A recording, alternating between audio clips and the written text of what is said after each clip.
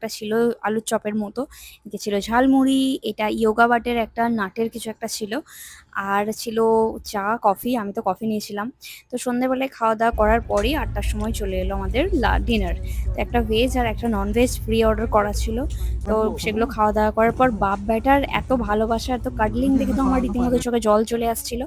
আর এদিকে বাকি প্যাসেঞ্জারদেরকে জুজু যা ডিস্টার্ব করেছে, তাদেরকে না শুতে দিয়েছে, না বসতে দিয়েছে, না উঠতে দিয়েছে, চিল্লা চিল্লি, তাদের সঙ্গে ফ্রেন্ডশিপ করা। সবাই তো বিজয়বাড়াতে যখন নামছে তাকে বাই করে চকলেট দিয়ে গালে হাত দিয়ে কত কাণ্ড করে বিদায় জানাচ্ছে আর কি জুজুকে।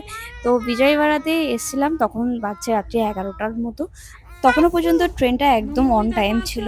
আমরা ভেবে নিয়েছিলাম যে 1টার মধ্যে আমরা ত্রিশূরে নেমে যাব, কারণ মাঝখানে পালাকাড আছে, তারপরেই ত্রিশূর।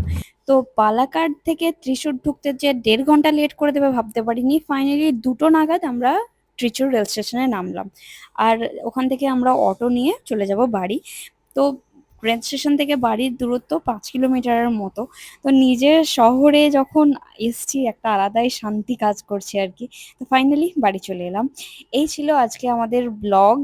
তো আই হোপ আপনাদের ভালো লেগে থাকবে। তো please subscribe to my channel and see in the next blog. By.